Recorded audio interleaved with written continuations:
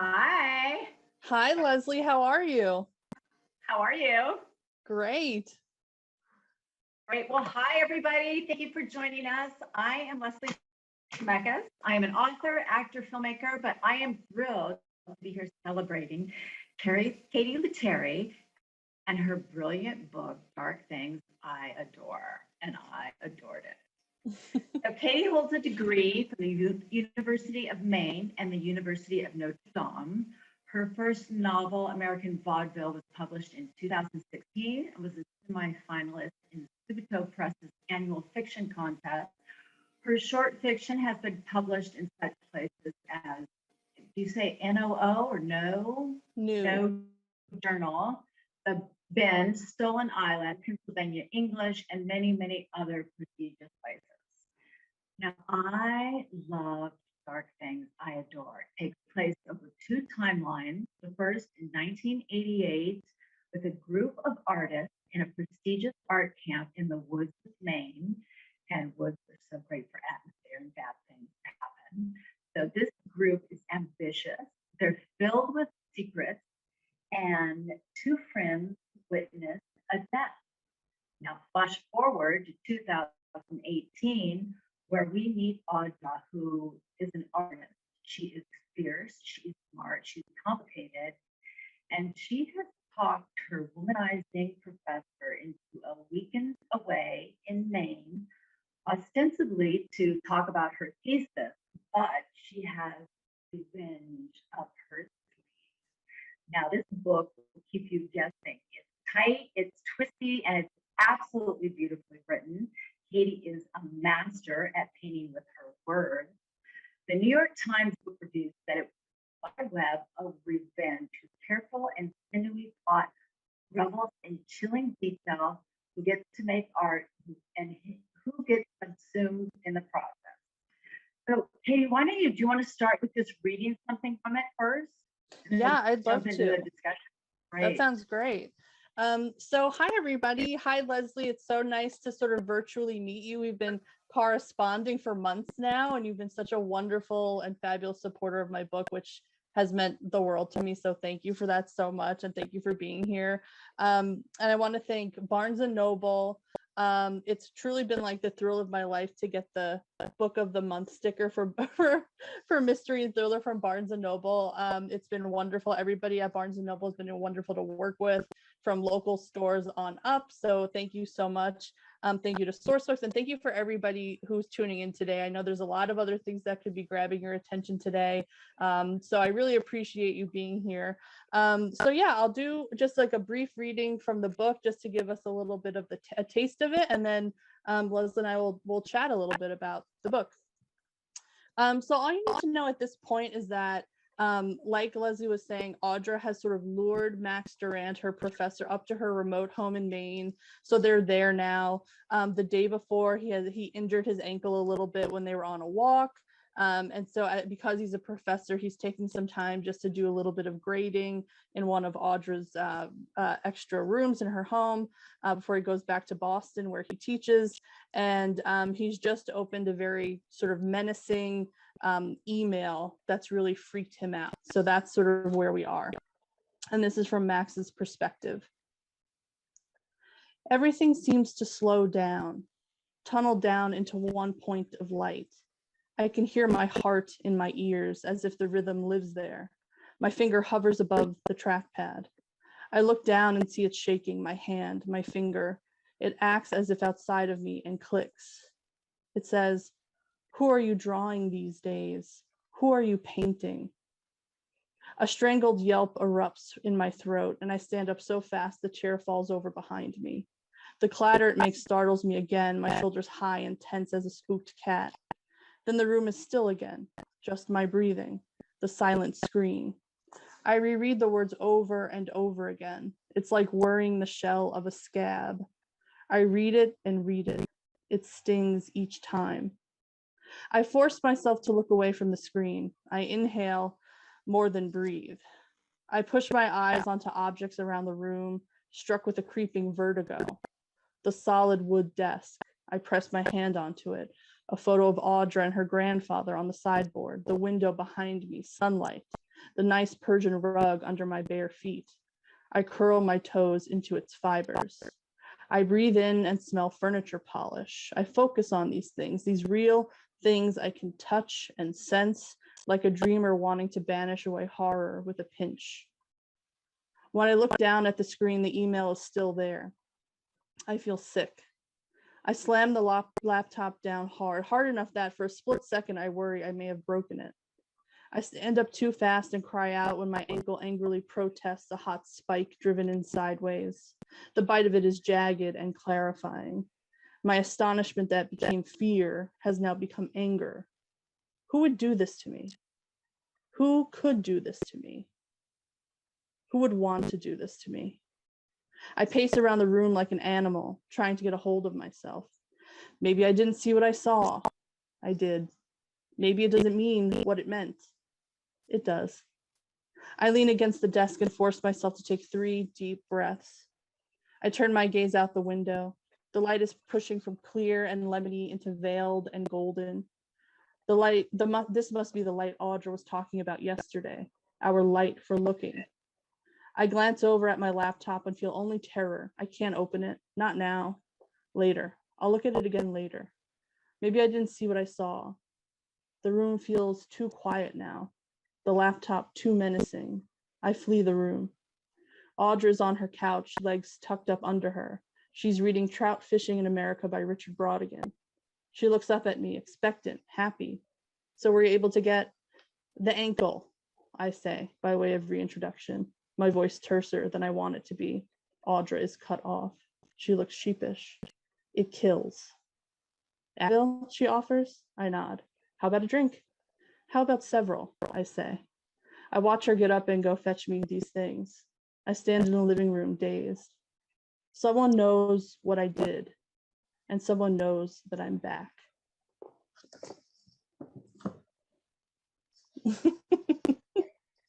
Hey, do me a favor. I'm going to some people are having trouble with my audio and video. So I'm gonna when I ask you a question, will you repeat it, and I'll try and put it in the chat also. Sure. So the first thing I was going to say is Maine seems to be a character almost in your book. You want to talk about that a little? Sure. So Maine sort of as a character in the book, Maine, the setting really is a huge part of the vibe of the book. I live in Maine. I sort of know the Moosehead region fairly well. I've been up there a bunch of times. Maine is this fascinating place because it has all the beauty that you can think of, this sort of transcendent beauty of the ocean, of the mountains, of sort of lake areas. But it also, for some reason, is this really great place for menace, I think, in writing and in movies, right? I mean, Stephen King obviously is the person we would point to here. And I think Maine being sort of this great dichotomy of sort of having city centers, but then very quickly, once you sort of leave Bangor or Portland or any one of the major cities in Maine, it gets very quickly rural. And it gets very quickly sort of cloistered in forest, dense forest and wilderness. And so I wanted to make sure that the setting meant something, so that as Max is getting lured further away from Boston, further north, further wild, and as we're getting to the Moosehead Lake region, I want things to feel a little bit more constricted as we go. And certainly when we're in the camp setting in the 80s, I wanted it to feel like it was this own special little place that was kind of cut off from the world, because there are places in Maine where it really does feel like that, where you're sort of cut off from the world. And so Maine is sort of beautiful, which kind of lends itself to writing kind of poetically about it and visually about it. But it also has this interesting menace involved too that's really fun to play with in a book like this. So I love that we are rooting, or I was, for Audra to get her revenge. What did you want to say about revenge and or the injustice of a crime or secrets that go unpublished? Yeah. So Audra, her what Leslie is saying is sort of, Audra is this character who's really driven by revenge. This is her sort of one of her big motivating factors and throughout the entire story. She's single-minded, she's focused. And sort of writing a character like that was really interesting and really fun, because, you know, you get to sort of think in a way that a person like that might, where this person feels like they have been, and the person that they are sort of revenging on behalf of has been really wronged in the most serious of ways. And it has weighed on Audra for years. And she says, this guy, I think, is getting away with it. That seems not right. And she takes it upon herself to do something. And she goes to great lengths to sort of make sure that something does happen, so that a comeuppance happens for this person. And I think, you know, thinking about sort of things over the last several years, and forever, of course, but there's been a real interesting reckoning over the last, you know, 5-10 years, thinking about sort of Me Too and Time's Up and all these sorts of things. And there's been a sense that men in power, and Max is a professor who has there's a power dynamic, right? He's in a position of power. He's a professor. He's a well-known artist. He has a public-facing facade, and tend to get away with things because they're brilliant or because they're charismatic, and there's a little bit of a sheen over that stuff. And I thought it would be interesting to sort of play with this dynamic in this book, to say, okay, if the systems in place won't take care of a guy like Max, maybe an individual like Audra has to. Is there power in revenge? I think so. I think, you know, I've always been drawn to I love a revenge story. I love your sort of your Death Wishes and your Takens and these sorts of movies. I really do. And there aren't a ton of stories where a woman is sort of doing the revenging. And I wanted to make sure, I really wanted that to be the case here. And so on a certain level, the things that Audra does, would I do them myself? Probably not. I don't know that I would have the the wherewithal or backbone to do them. Do I get why Audra did them? Yeah, I root for Audra too. And Audra, as you said, is a really complicated character, where you kind of root for her, but you're also a little bit like, oh boy, how far is this woman willing to go? And is it okay that she's willing to go that far? And I think that's what's fun to sort of write about, and not have a complete answer to. I think that's up to every reader to sort of see what they think about Audra. Is there is writing something like the kind of working out your revenge fantasies? I mean, it would be for me. Yeah, I think so. I think like there's been a lot, and continues to be a lot, I think, to be angry about, particularly as a woman. And I think it can be super cathartic to sort of to write about it, and to sort of say somebody should pay for these things. And you know, it's fantasy a lot of the time, and I don't condone violence. I don't condone anything like that, but there's a place for sort of cathartic thoughts about, you know, when somebody has truly done something wrong, maybe there's a way to make them pay for these things. And we have this all over our culture, of course. We're a culture that loves a revenge story. So this is my sort of addition to that canon, I would say, but with a female perspective. This book has been described as talking about girls who become cautionary tales. What about that? And do they have to be? Yeah, I mean, great question. So I think, you know, this is I think one of the interesting parts of writing this book, in terms of this concept of sort of the book being talked about as, is it, you know, sort of girls who become cautionary tales, and then what happens to those stories and to those girls and those women beyond the cautionary tale. And I think what's interesting for me in a book like There Are Things I Adore is that if this becomes a sort of generational wound that sort of echoes throughout many lives. It's certainly echoing and ringing and gonging very loudly in the 1980s sort of stuff, and then it really comes back full force in the present day stuff in 2018. And so I think there's a sense with some of the characters in the past. You have Coral, who's this sort of interesting character in the 1980s, who's at the kind of the crux of a lot of some of the dark things that happened in the past. And then you have Juniper, who's another female character who's more of a sort of our eyes and ears in that time period, sort of giving us what's going on. And I felt the weight of both of those characters, where Coral in a lot of ways was the one in distress in much of the 1980s timeline, and Juniper was, I think, what most of us feel like a lot of the time when we see things going awry or things that aren't right, is that we sort of say, geez, should I do something? Is this bad enough for me to intervene? And that kind of uncertainty and that quibbling of, is it our business and is it my place to step in, I think is what I wanted to wrestle with Juniper, which is that I think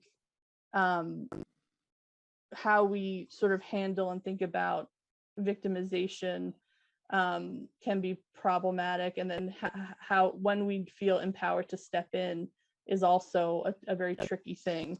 And I think for a lot of us, the Juniper character, she was in some ways the hardest, but the most real character for me to write, because I was like, this doubt that she has, this uncertainty about how to proceed in sort of a very dark situation, and trying to hold other people accountable is it speaks to real life and how difficult it can be to do that and to know when to do that. Do you think about theme before, during, or after that you start writing? You know, whether it's in this book, power, ambition, mental illness, although that might not be a thing, but now when does the theme come into your writing? Yeah, so theme, I think, comes into writing for me after a good bit of it has been drafted. I think, the initial seedling of the story was basically, it was actually the kind of almost the reverse, where there was a painting professor who was luring a student out to his house, and grisly things were going to happen for his inspiration to kind of happen. And then things kind of evolved. And as things evolved to be that Audra, the female student, was kind of going to be the one in charge, and that Max was going to be the one drawn into a dangerous spider web, things start to click into place, and I start to see sort of things that made sense to keep together and emphasize, and other things that sort of needed to be cut away. And that is a big credit to my editors at Sourcebooks, who really helped me figure out what is the most important story here, what should we shore up, what should we focus on, what feels extraneous. And so I think over iterations of drafting and revising myself, and then doing that with my agent, and then doing that with my editors, you sort of start to figure out what is the story beneath the story, right? What are those themes? And so then as we figured those out, I started to lean into them more and try to build them up so that they felt robust. Right. I love how in the book you switch point of view, for the different characters. How difficult was that as an author to weave that together? Yeah, so this is a great question about the points of view. So there are two timelines, right? The 1980s and 2018, and then there's technically like 4 points of view. There's Max and Audra, and then in the sort of past timeline, there's Juniper, sort of giving us her side of the story, and then there's the sort of thesis collection itself that we kind of read about what they look like, and we read about the notes that are embedded in the paintings themselves. So that kind of gets its own point of view as well, which kind of encapsulates Coral's point of view, right? It's a kind of intermedia project. And so it was challenging. It was really hard to sort of figure out who needed their own speaking part, and who could just be kind of wrapped into the rest of it as part of it, as like a secondary character. And that took a while to figure out. At first it was really just Audra and Max, and then Coral in like diary entries. And the Lupin Valley Arts Collective part, the 1980s part, didn't exist in the first draft. It didn't exist at all. It was sort of a passing mention, and then my editor read it, and she was like, hey, this seems interesting. Maybe you could take us there. Maybe you could take us to this arts collective in the 80s. And so that meant, throwing out 20,000 words, writing 20,000 new words, and then trying to figure out how do these fit together so that it flows well, and that they're reinforcing and dovetailing each other. And that was hard. I mean, there were times when I was like, oh boy, I don't know if I can do this. Like, you really have some crises of confidence as you go through these processes. But it really, I think, it made the book having that open up in the way that it did. And it meant I had to have a little database where I sort of to keep track of where everything was and when things were revealed and how things are interacting. But it was all worth it because I really love how it turned out with the 2 timelines and the 4 points of view. So just a lot of organization and a lot of being willing to cut out stuff that isn't serving the story anymore as you go. How much research did you have to do about, well, anything, but to me, it struck me as the art. I mean, did you major in art, or is that something that you completely had to learn about? Yeah, so I get this question a lot, which is really interesting, which I take as a compliment that it feels sort of very much in the world of art and artists, because I don't have an art degree. I'm not really a visual artist, but I have a great appreciation for visual artists. And I thought, boy, would it be interesting to try to write about a visual medium in a book, which is hard, I found, but I did my best. And I think I did some research, but not a ton. I think people think I spent a ton of time researching art and art programs and stuff, but not really. I think like any writer, you sort of Google enough to sort of sound like you know what you're talking about, and so that it makes sense and supports what you need to support in the story. But really, it was sort of taking my appreciation for art and artists and how it makes me feel and react, and trying to write into that kind of way, and then adding in some sort of more technical color names and things like that when I needed to sort of ground it so that it sounded like it existed in a very artsy space, where myself, I'm not a super artsy person in that way, though I appreciate it greatly. Before I get into the other people's questions, I want to ask you some writerly things. What do you actively do to improve your writing? That's a great question. So some of the stuff I've been doing, especially since being out of like grad school, so I have degrees in writing and fiction writing, but since then you got to just figure your own way, and reading a lot, of course, is key. Especially I try to read within my genre. I love writing thrillers, but I try to also read outside of my genre to sort of get other perspectives and see what's happening. And then recently I've been trying to read craft books.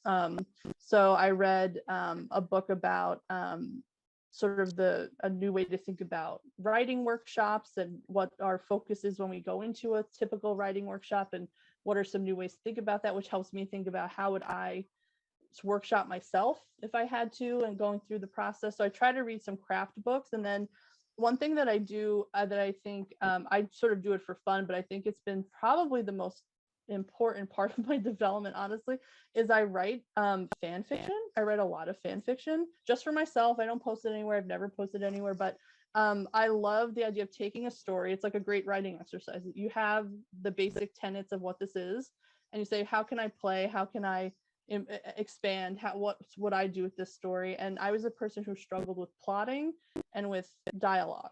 And the more I did it, it's like anything, the more you practice something, the better you get at it.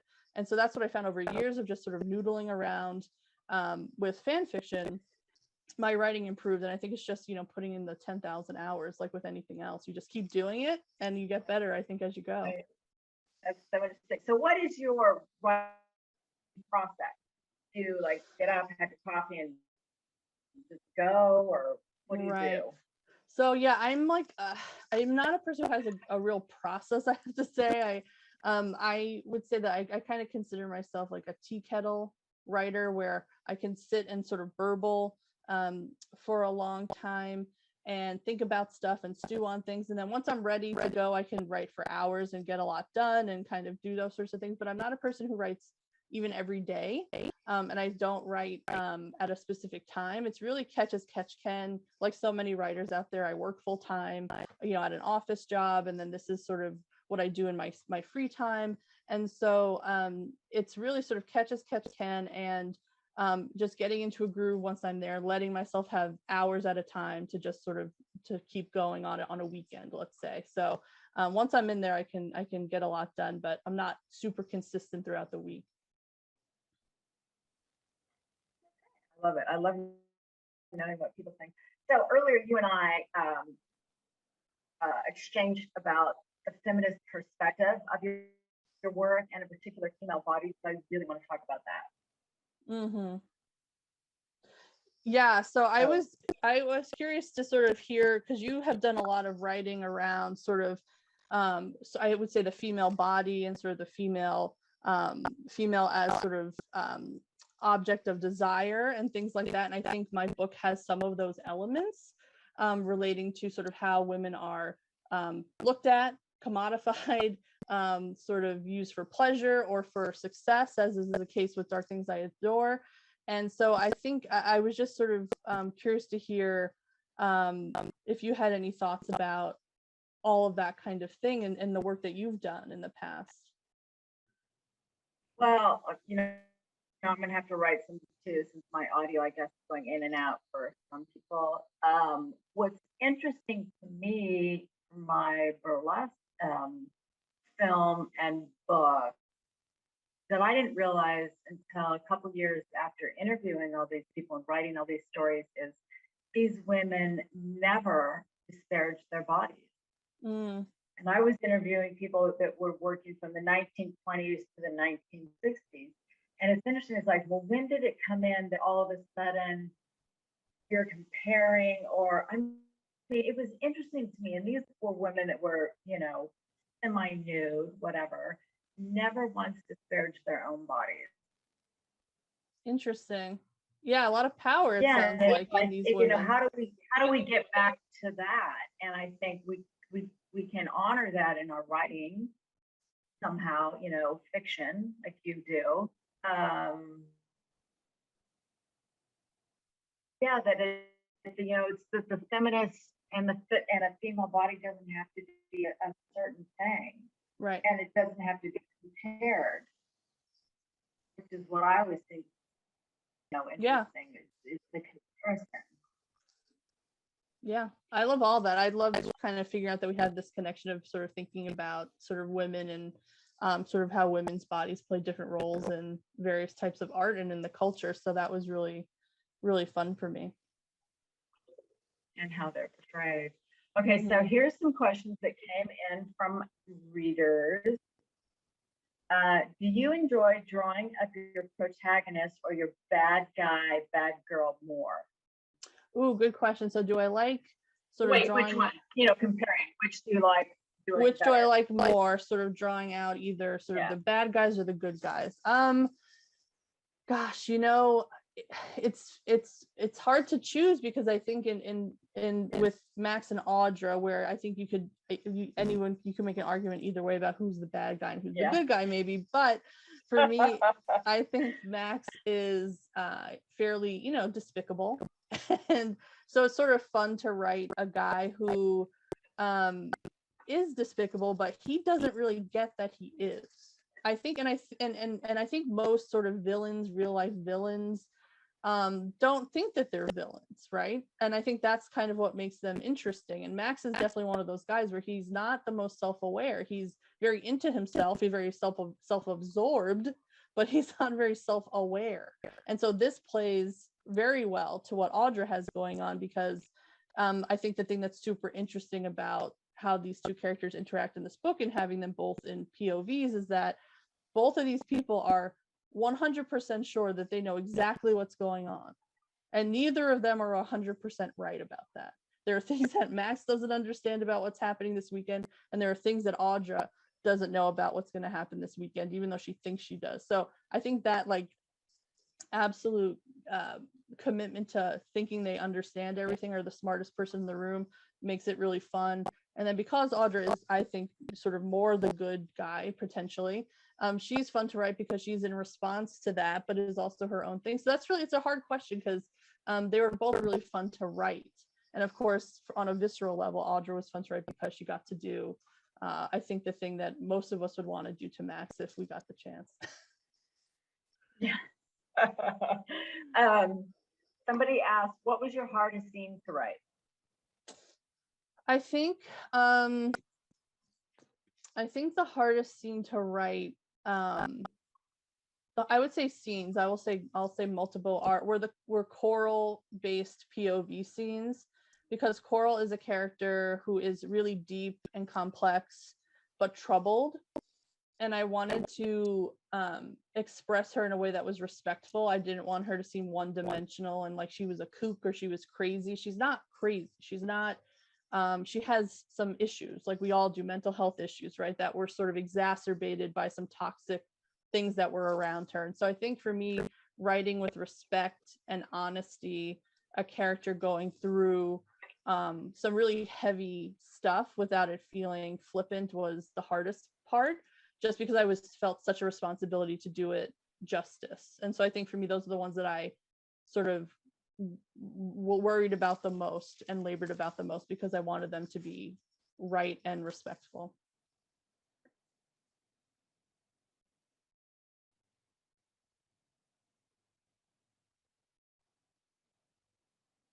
Oh, I think you are muted. Oh, there we sorry. go. I got lost in the bandwidth. Somebody writes, how do you set the mood to write your book? Oh gosh. In terms of how do I set the mood for writing the book, in terms of, again, sort of the external process of me sitting down to write, I don't tend to set a mood to write itself. I just kind of sit down on a couch or a bed and do it. But in terms of setting the mood of the book within the book, first is really just drafting out the story to figure out what is it I'm trying to say and get done in the story and the plot. And then, but I am a writer who's really attentive to voice and how things sound and feel and the vibes of everything. And so as things progress with this book, I did want there to be a sense of I wanted things to feel tight and close as things went on, that there was sort of no escape at a certain point, and that somebody was being hounded and things were kind of closing in around this person. And so I really tried to set that with setting, the main setting of sort of being in the woods and sort of the dangers that can be inherent in the being out in the wilderness. And then setting the tone about, I think, also the dichotomy between Max sort of being a city guy who feels kind of safe and his most full self in the city, and Audra being the opposite, where she's more of a rural person who feels most herself and substantial there, and playing with that sort of imbalance where now she had been kind of in the city for a couple years, which we don't get. It's sort of off screen, as it were, but now she's coming to Maine with Max and he's having to deal with being on his back foot instead of her being on her back foot. How much plotting ahead of time do you do? So not much, particularly with this book, because I am not a very good plotter aheader. So it really comes down to writing and sort of seeing, ooh, okay, what would logically happen next? And a lot of times it's not even a sort of conscious thought that you ask yourself, I find. It's more just like, as you're writing, something occurs to you, say, oh, that's the next door opens. So you're kind of, when you're writing, it feels like you're kind of walking down a long dark hallway and you're like, I'm sure one of these doors, something's going to open up at some point and it'll let me into the next hallway and I'll get further down the road in the book.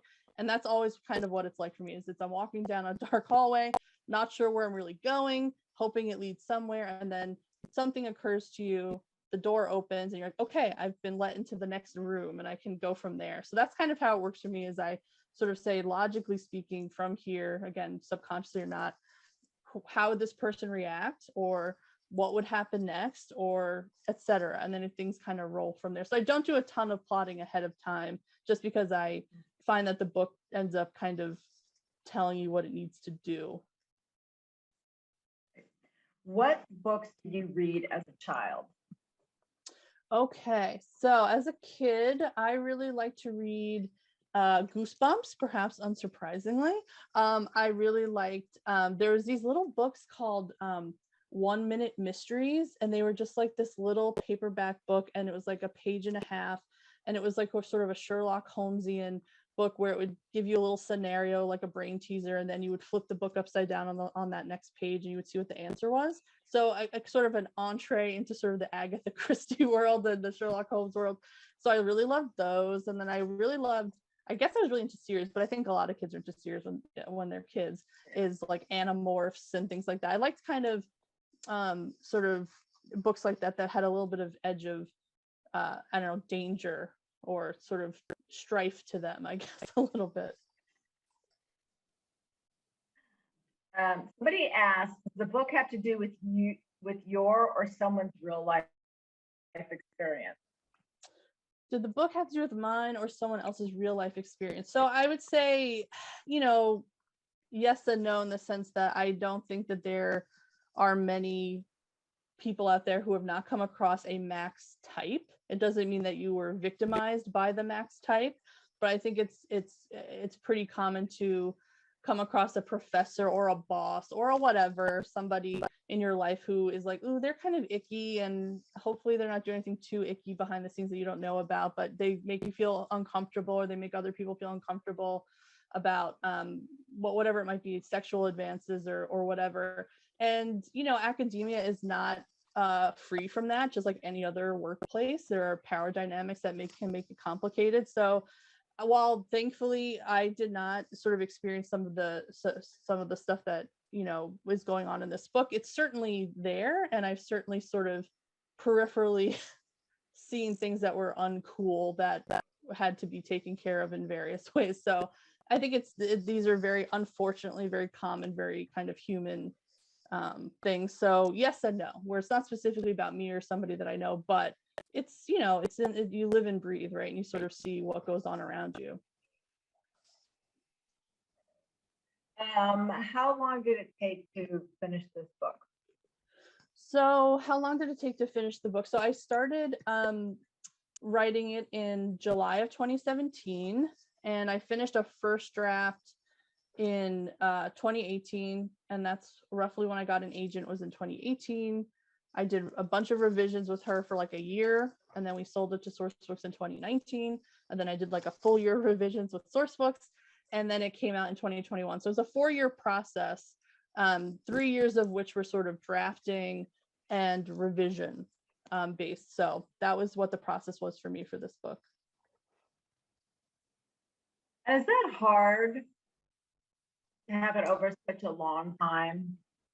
Yes, one of the things that I found, because I'd never done this deep, this is my first commercial novel, and I've never done this much work. They, you know, it's a profession, you're treated like a professional, and they're very professional how they handle you, and so they really want the book to be as great as it can be. And that's one thing I will say about Sourcebooks and about, you know, sort of traditional publishing, is that they work really hard to push you and to make it as good as possible.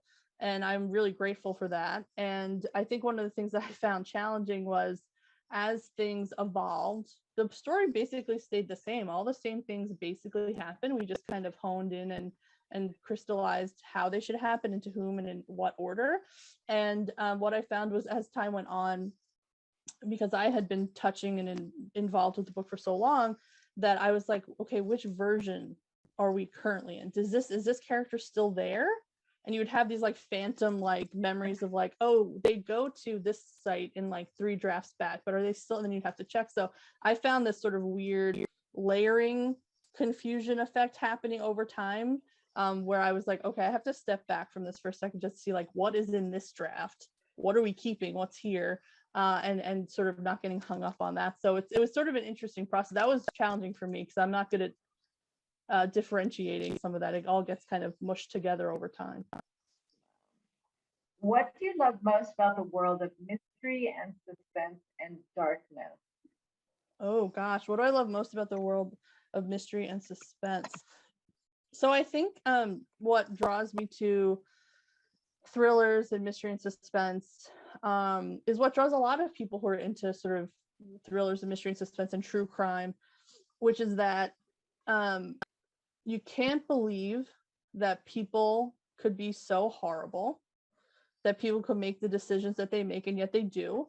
And you also don't know how the people who are on the receiving end of the horrible behavior, whether the victim or the victim's family, how do you persist? How do you continue? How do you sort of go on with your life in the wake of these things that are hard to understand, hard to imagine happening? And so I think that that basic mystery of how we tick, and how bad things can go when something goes wrong, and whether it's premeditated or a heat of the moment thing, I think all of that is really fascinating, to sort of figure out why are we like this, basically, and why do we behave this way. So I'm really drawn to true crime. I'm a murderino. I'm sure a lot of people out there are too.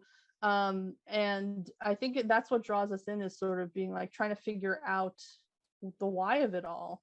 And I was realizing, you can watch Dateline any day of the week, and you realize anything I could come up with in a book will never be as weird as what happens in real life. You sometimes think, oh, my book is going too far, this could never happen, this is far-fetched.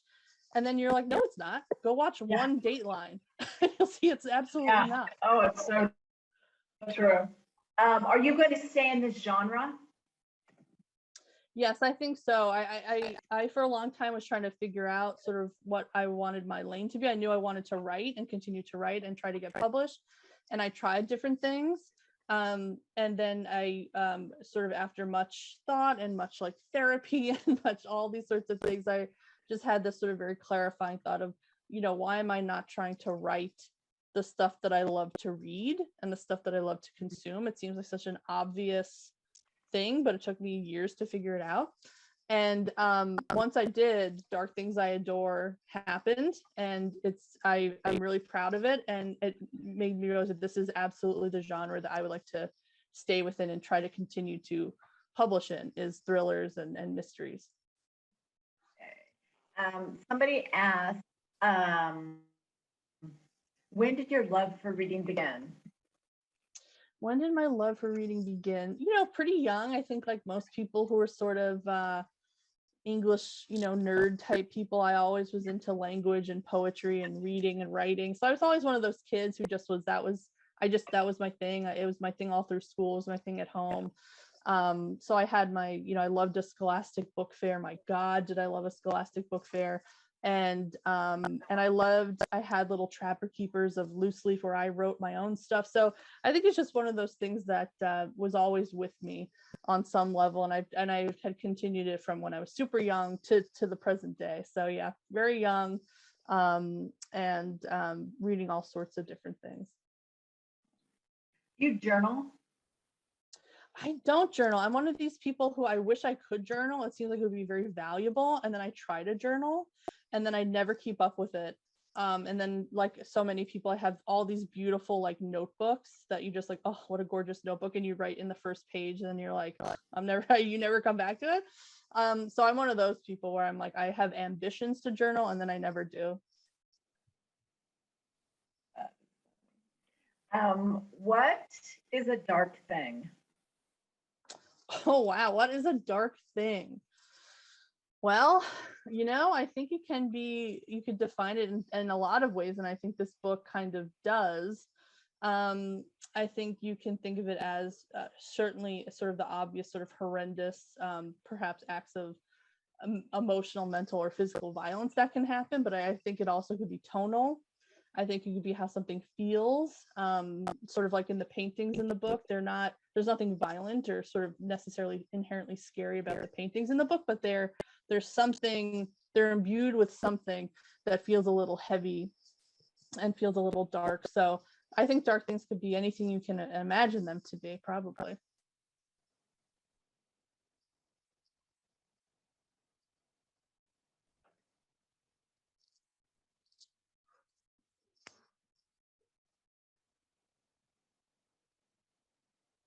Can you still hear me, Leslie?